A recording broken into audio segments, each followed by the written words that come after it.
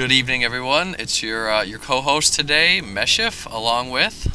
Hi, I'm Axion, and we're going to be watching a 1v1 from two bronze players. Dresdam, the Orange Terran in the south, was the one who sent us in the replay, so awesome, thanks for sending it in.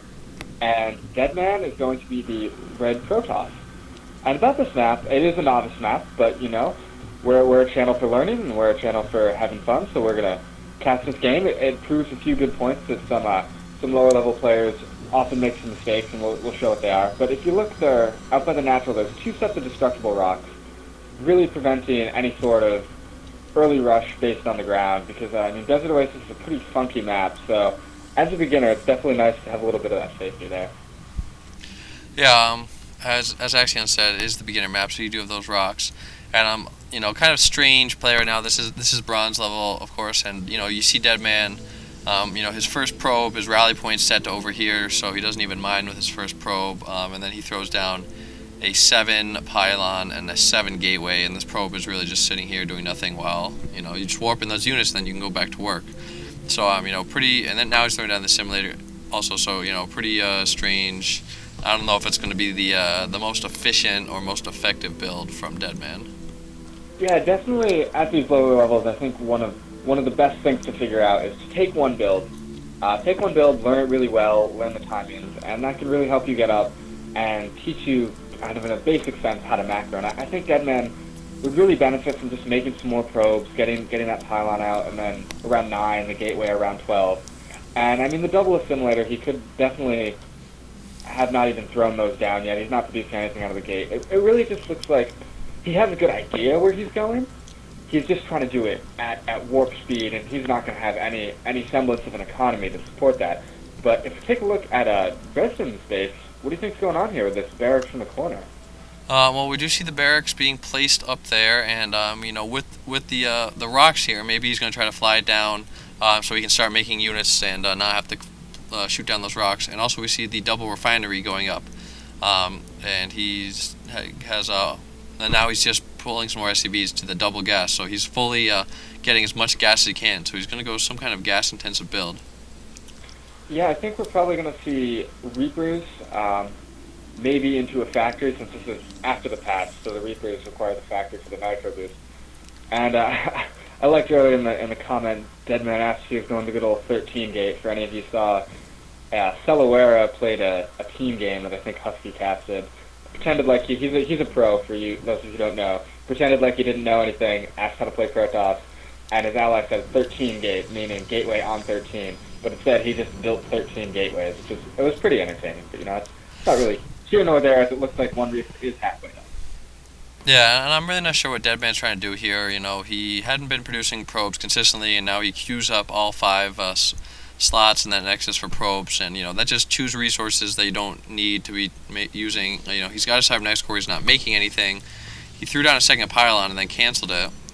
His gateway has not been making anything. He's got no probes on gas, so what was the point of putting these simulators? He just does his first chrono boost now, and we see the scan going down inside of his base by Dresdam, and we'll see what he'll be able to do with that information.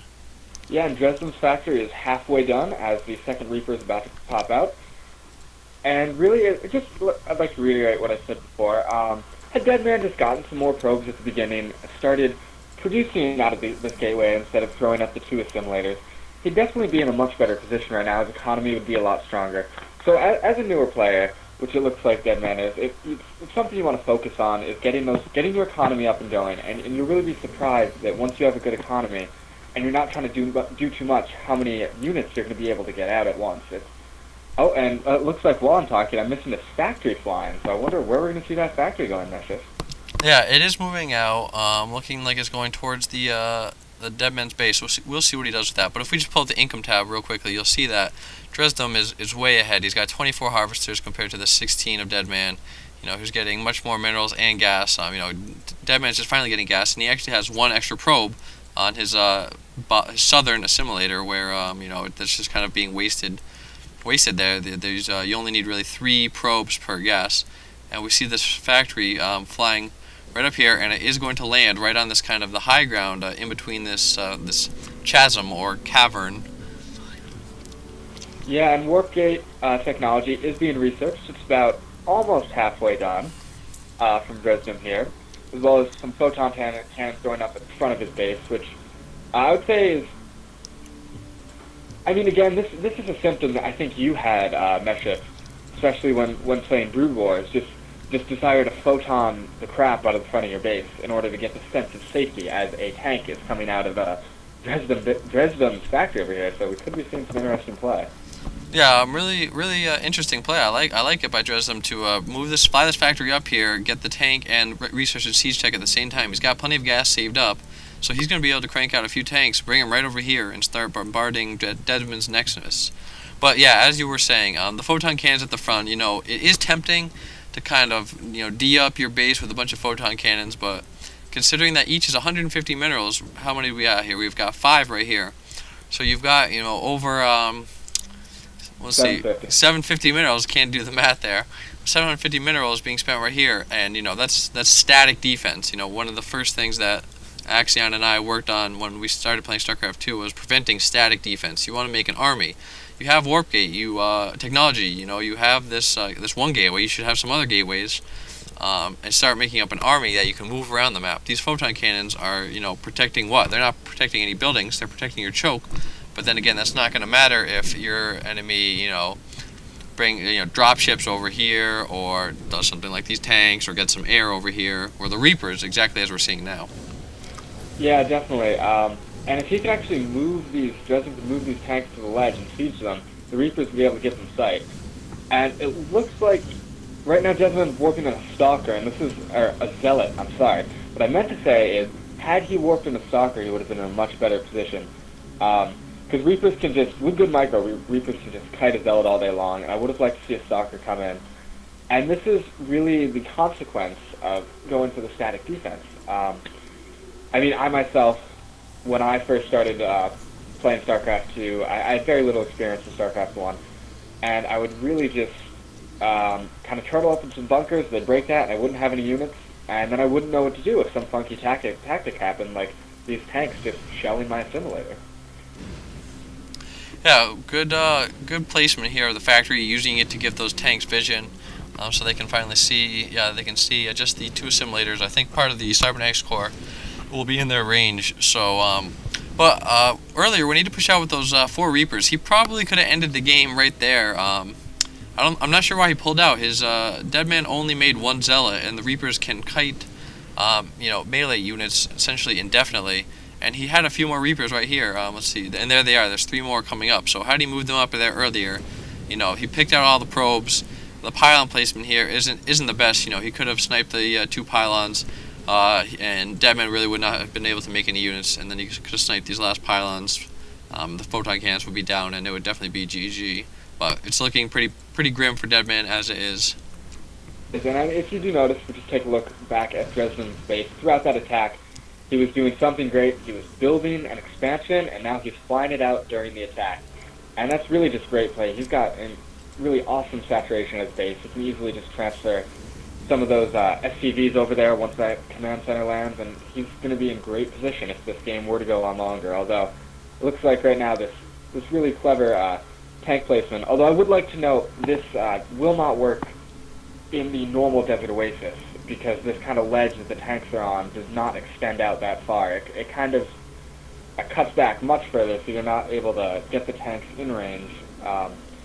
You could put them on this low ground behind the natural, but you do need something to spot the high ground like he did with the factory in order for them to be effective. Yeah, and as you can see, Dresdam did a really good job, as you said, moving out with the expansion while you attack. That's definitely something you guys always want to remember. That when you attack is the best time to expand his resources, pretty much through the roof right now. And these Reapers are going to come in to clean this up. And he does have 4 warp gates now, but really not enough resources to produce anything. This last pylon is going to go down, disabling all these warp gates, and that's pretty much it. He can make an army of 3 more probes, and that's pretty much all he could do at this point. Yeah, and I'd just like to go over again, because the emphasis here is online. I mean, I'd like to commend Dresdam first of all for some nice Reaper play and some really clever tank placement on this map. But I'd like to just go over some things that Deadman could have done better. I could start to emphasize he had a plan. Look, he ended up with 4 warp gates. So it seems that he was going for some sort of four-gate, maybe a four-gate push once they got out there. Maybe he was going to turtle up a little bit with the cannons and build up a bigger army. But it really looks like he was trying to do this way too fast. He was sacrificing probes, sacrificing his economy in order to get those cannons up. And he threw down the double assimilator when both of them were way early, and he really only needed one at that point because he wasn't going a really gas-heavy build. So I guess my advice to Deadman would be to just kind of take one build like the 4-gate. It's easy to learn once you get the timings, and just really practice those timings so you can get used to just constantly making probes and getting your economy going and not getting supply blocked. And then once you do that, kind of fool around with it, see if you can build a gateway a little earlier or later, see if you can get this forge in there and throw up a cannon or two.